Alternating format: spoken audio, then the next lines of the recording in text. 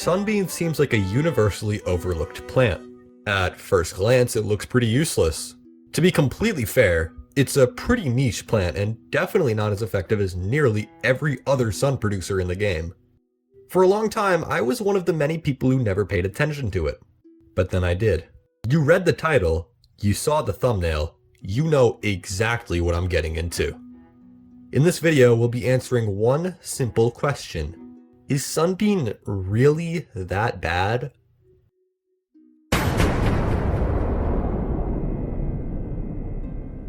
First, let's cover the stats. Sunbeam is a 50 sun plant with a 20-second recharge. Its sun production is a bit complicated. Think of it like this. 1 damage per shot, or 1 hit point, whichever way you wish to refer to it as, is equivalent to 0.2 sun. However, obviously there's no such thing as 0.2 sun in-game, and sun only drops in increments of 5, 25, 50, and 75. So sun won't actually drop until you do 25 damage to a zombie. Most plants do at least 20, so that isn't really a problem. I actually have a couple of charts from a few months ago calculating the total amount of sun that could be produced by a Sunbeam using Peashooter as reference. Theoretically, here are those stats. I have a lot more to say about this, but I'll talk about that later. There's also the plant food effect, where instead of 1 hit point being worth 0.2 sun, it's worth 0.75 sun. You can imagine what happens with that. It's a pretty good plant food in my opinion. Overall, that's kind of it. Not too much to talk about in this section, so let's move on to the next one.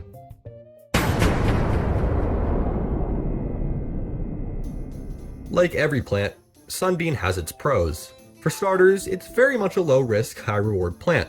You don't lose much from having Sunbeam be eaten by a brown coat, as it's only a loss of 15 sun. In every version before 6.3.1 anyway, no zombies aside from chickens, weasels, and Jurassic imps end up in a loss when it comes to sun produced. Plus, it's really not that hard to have the right zombie eat it. One of the major benefactors in using Sunbeam is barely known, weirdly enough, and that's that it stacks. You can use multiple Sunbeams on the same zombie. So 2 Sunbeams doubles the amount of sun produced, 3 Sunbeams triples the amount of sun, and so on.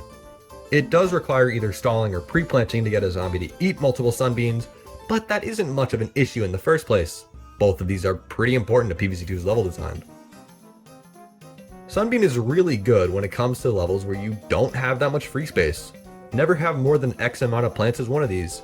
Another is levels with Dave's mold colonies. Using Sunbeam in general normally gives you more room for firepower instead of being limited by other sun producers which take up a lot of space. And on some levels, firepower is a necessity. Something I hadn't realized until recently is how Sunbeam is the perfect counter to the entirety of Jurassic Marsh. That may sound incredibly delusional, but hear me out. In Jurassic Marsh, what is possibly the most challenging part is how the dinosaurs are constantly either pushing incredibly tanky zombies into your defenses, or just knocking them off the lawn entirely.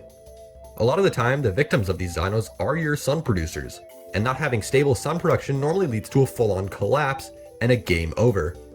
Sunbeam, meanwhile, completely thrives in chaotic levels like this. Not needing to stay on the lawn means you have more room for your firepower, which is really important for dealing with all those tanky zombies.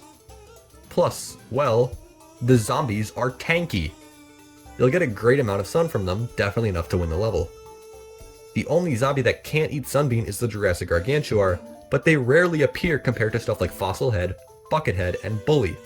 Also, I find it really funny how Sunbeam more or less nullifies both Ankylosaurus and T-Rex. The only dino it doesn't do well against is Stegosaurus, and that's only because of how it flings zombies randomly.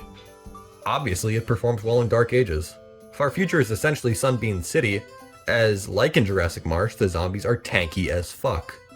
In almost every other world, there's at least one special that makes Sunbeam worth using. Think Football and Newspaper in Modern Day, Blockhead in Frostbite Caves, or Poncho in Wild West. I'd say the only world it isn't worth using Sunbeam in is Neon Mixtape Tour, because of the zombie variety mostly containing insta-kills and low-health zombies. Last in this section, but definitely not least, Sunbeam is able to combo with quite a few different types of plants. Using insta-kills with Sunbeam guarantees, well, instant sun production. And high-damage plants like Celery Stalker and Banana Launcher are essentially the same in that regard. It also works well with splash damage.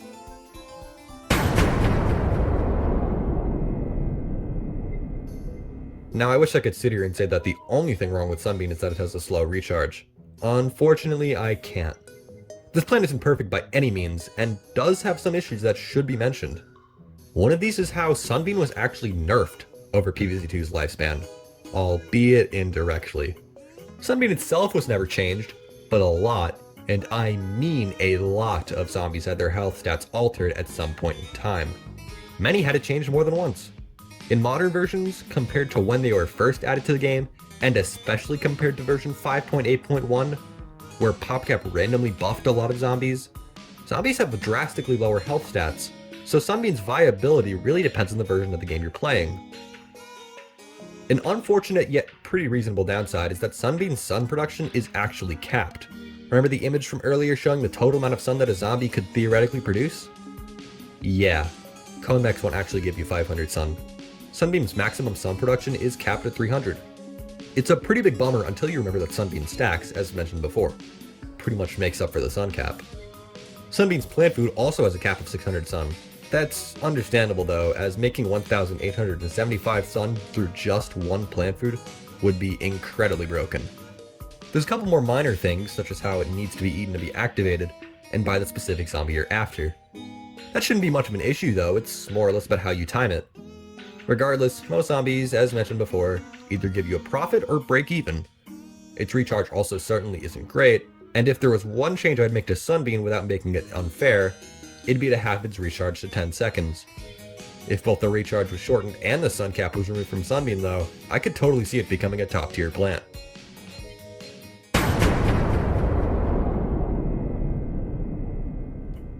For the reasons discussed in the last 3 sections, I personally believe that Sunbeam is a pretty good plant. It does what it's supposed to do really well, and it's almost never a poor pick in your seed bank. It's also generally just a really fun plant to use. However, what may be the biggest problem with Sunbeam isn't even a problem with Sunbeam itself. It just doesn't fit into PvZ2's meta. What do I mean by that? Well, sun production in PvZ2 is notoriously broken. Sunshroom, Primal Sunflower, and Moonflower are all great examples of this. These 3 are up in the conversation for best plant in the game simply because of how easy it is to build up a sun bank. Due to this, Sunbeam is never really necessary for ramping up sun. I think this is the main reason as to why a lot of people end up overlooking it. It also doesn't help Sunbeam's case that no plant in PvZ2 costs more than 500 sun to plant, so there's nothing to ramp to. It's much like Intensive Carrot in this regard. A great concept, but it just isn't super effective and is somewhat redundant in a 50 sun meta. In the words of Creeps20, if PvZ2 had a 25 sun meta or more expensive plants, it'd be much more valuable as both would increase the value of the sun it can make. Conversely, unlike Intensive Carrot, Sunbeam actually has value in vanilla PvZ2. Seems Creeps is already making a video covering Carrot though, so I'm not really going to go into it. Then again, I may just be chatting shit. It's pretty unfair to compare Sunbeam, a one-time use plant, to stuff like Sunshroom and Primal Sunflower for obvious reasons. It's like comparing iceberg lettuce to wintermelon. They may be similar in some regards, but ultimately they have different purposes. Permanent sun producers are supposed to be your backbone. Sunbeam wasn't designed for that role. I also want to bring up how just because there are better sun producers out there doesn't make Sunbeam worse. Calling Sunbeam shit just because it isn't as much of a necessity as permanent sun producers is, in my opinion, pretty dumb logic. It's literally been documented on YouTube that you don't need any sun producers to beat PvZ2 at all. Does this mean all sun producers are shit? Plus, if we use the logic that a plant is bad because there are better plants, well, plant rankings would look something like this. Hence why I find this argument shit. There's also people who say Sunbeam is a complete waste of a seed slot, but, about that.